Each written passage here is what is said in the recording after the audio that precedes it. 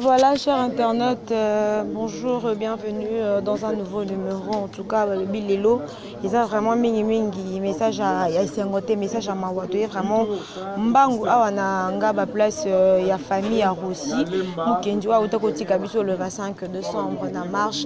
Alors il s'est vraiment bientôt ya Tinanda Kuto et vraiment source et banda kindengeni ni Rossi bimaki nanda ku nini makambwani les kindengeni. Alors ici là, nous sommes déjà avec la famille de Rossi.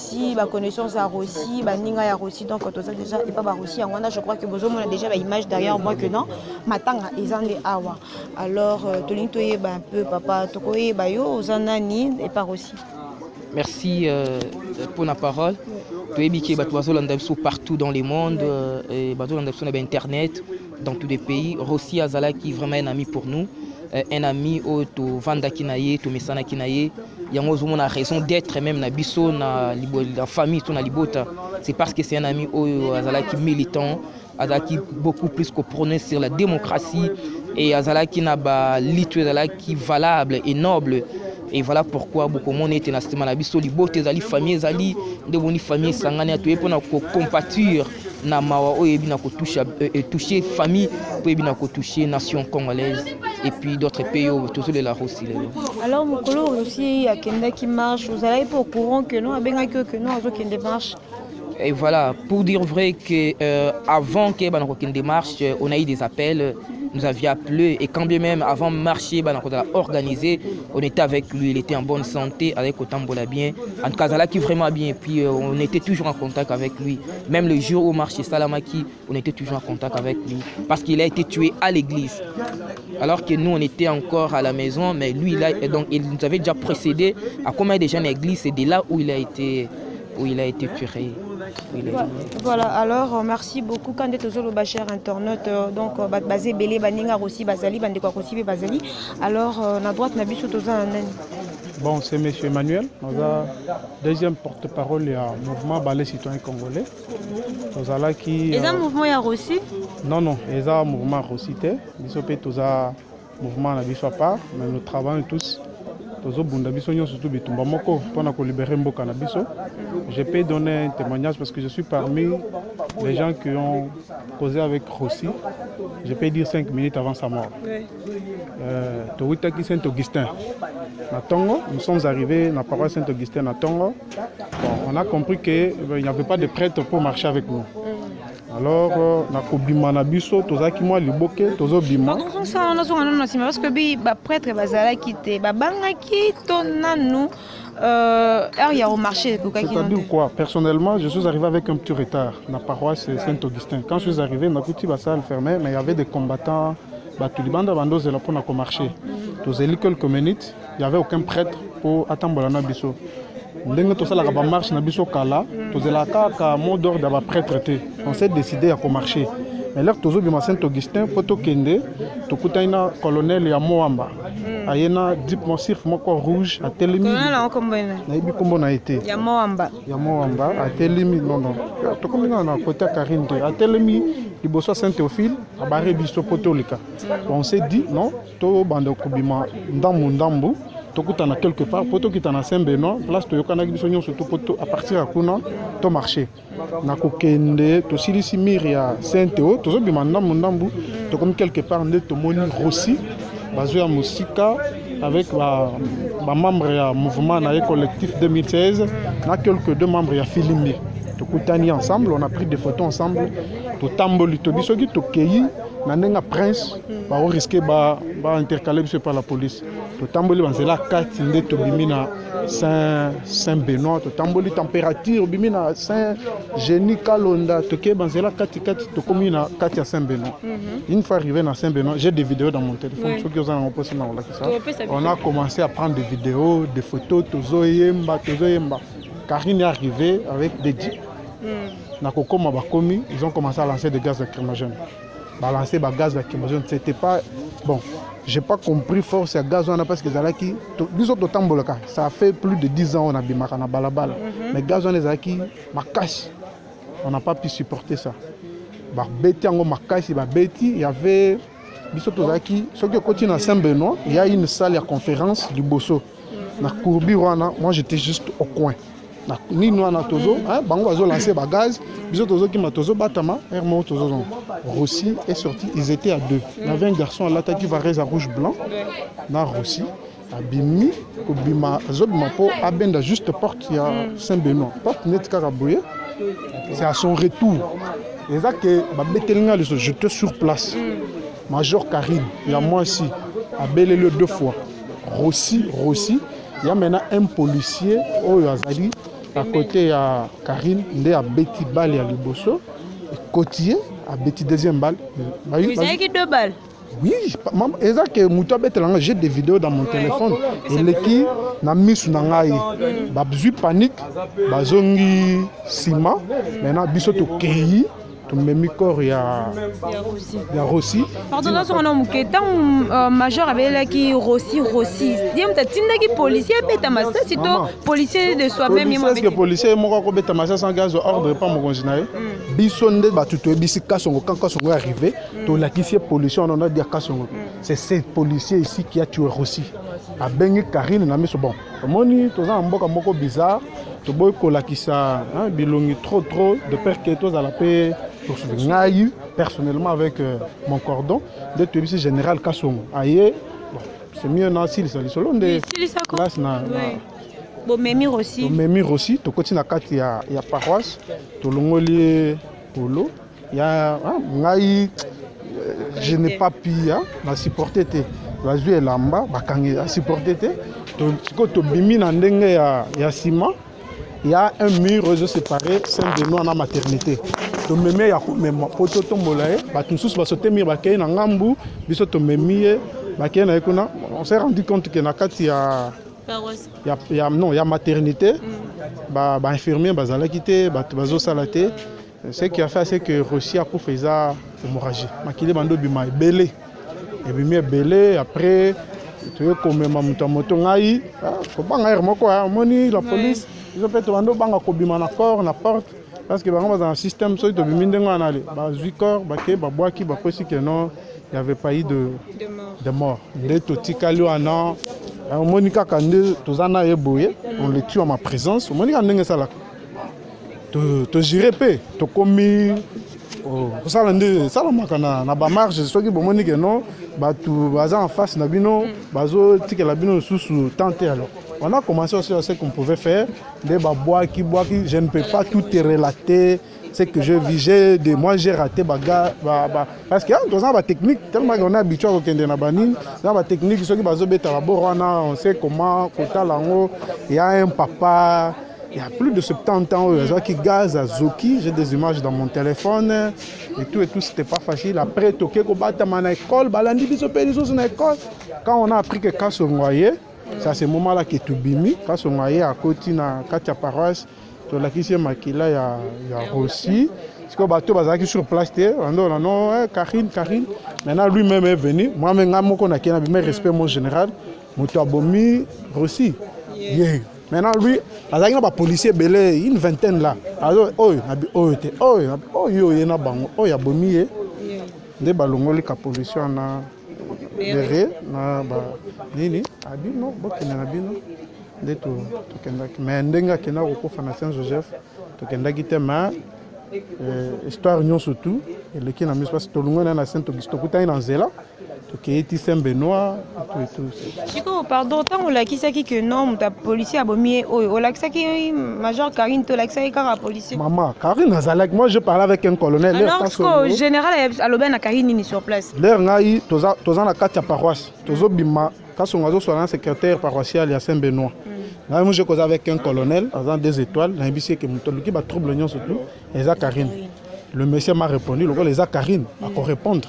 D'ailleurs to bimi libanda kasonga zo to seka on a bomi mutuna bino to la kisiende bakangi policier wana bakangi boye balongoli la pêche ordre balongoli béré balongoli nini toi ko benga pe Karine to on est des immens to bangi pe pour la kisamisa bibo moni Karine là ba toza sous mitemo biso toza na ngote on a sur place te fait du mal ou bien kangi longi et tout pour na ko ça le matin c'est un peu ça en long en large ce qui s'est passé dans le Loya. Alors, on est venu au marché à bon, oui, que non, disons, on est au marché. N'est-ce pas mon lié à Rossi et commis. Et tu es venu moi frousse. Est-ce que vous continuez car toujours. Toko continuer, ti na nenge toko zoa objectif bit na biso tout ça la marche. Donc le Loya Rossi et décourager bisoté. Au contraire, et encourager biso davantage. Toko tikate, toko continuer combat Rossi tikeli biso, toko continuer na ngoti na soka.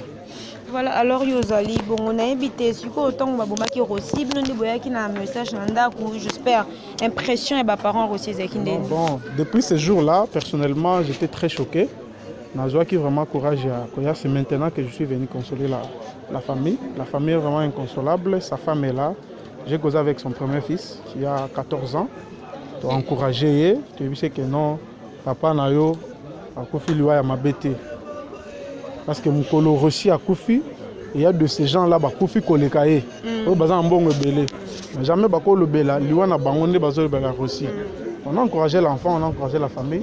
On reste unis avec la famille pour voir comment est-ce qu'on peut assister la famille d'une façon ou d'une autre par rapport aux obsèques. Et sa femme disait quoi? Elle est inconsolable, elle est inconsolable. On n'a pas pu causer avec elle, mais on a eu quand même le temps à consoler maman. Sa femme est vraiment inconsolable. Imaginez-vous. Azana bébé il y a 3 mois, 2 mois et demi. On va la Kofi, c'est pas facile. Alors quand même, on a évité message ni nous en la diaspora parce que ça fait na besoin il y a quoi aider, il faut pas passer par nani. Donc message mon nous en pour la diaspora donc on a bande nyonso. Bon bande de diaspora a tous en quatre famille. On a eu à causer avec la famille. Il y a une grande sœur il y a Rossi qui est très honnête.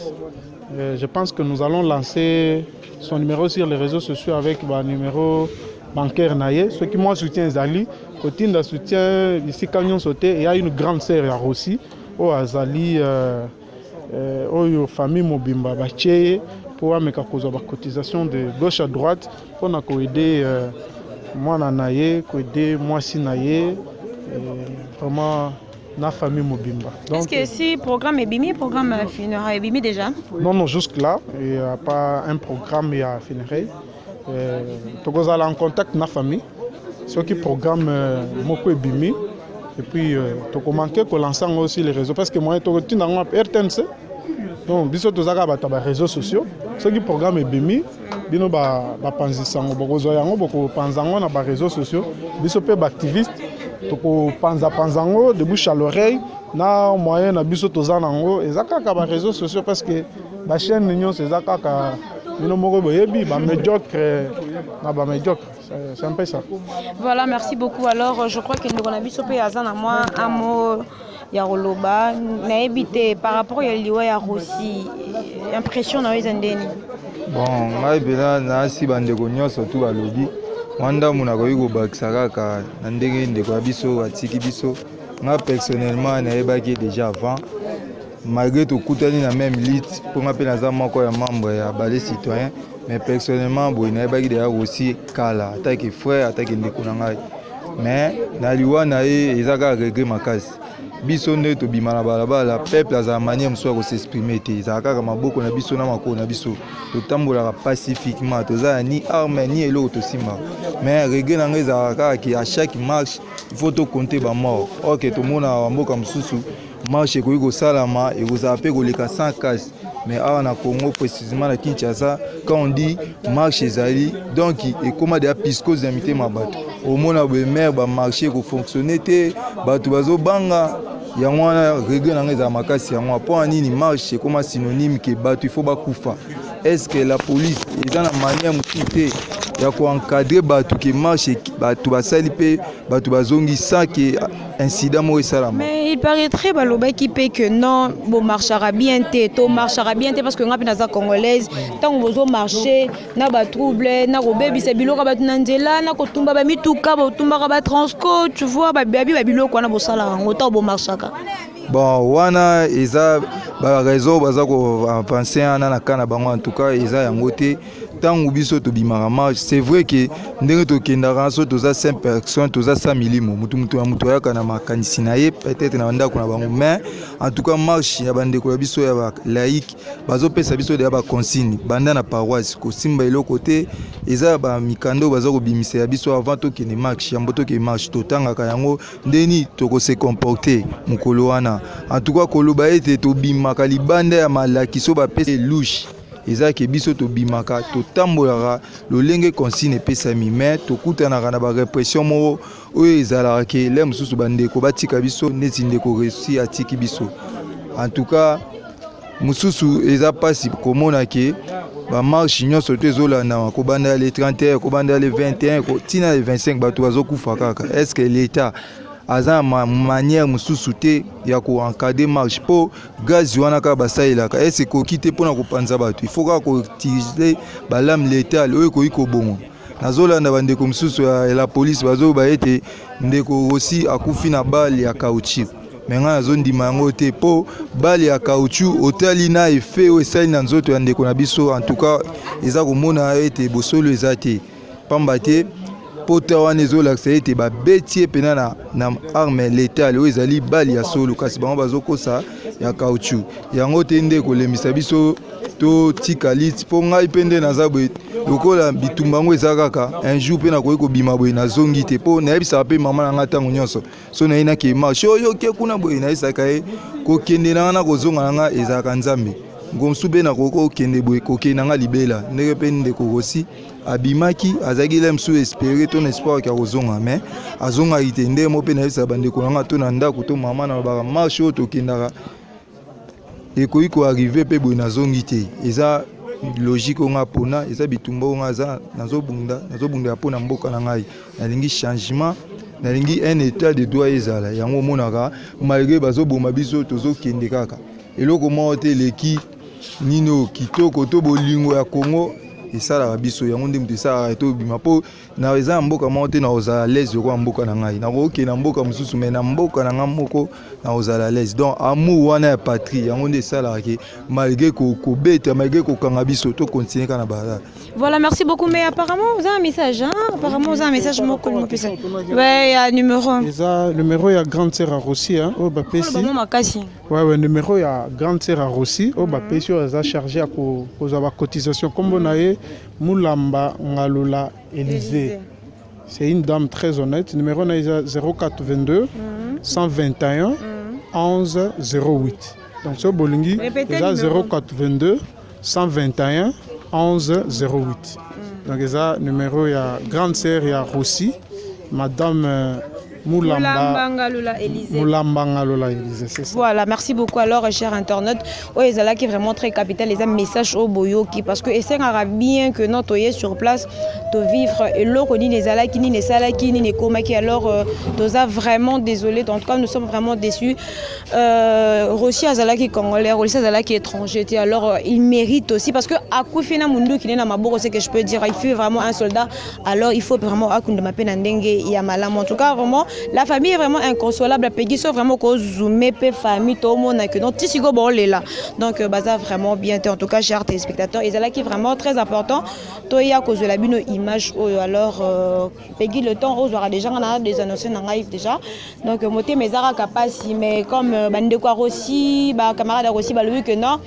Bitumbezo continue kaka pona bango bitumbezo continue kaka ba aussi kati alors quant à moi retrouvez-moi déjà prochainement dans un nouveau numéro avec un nouveau invité mais toujours avec la même présentatrice Honora Kalongilaouidj que je suis. Merci beaucoup. Bye.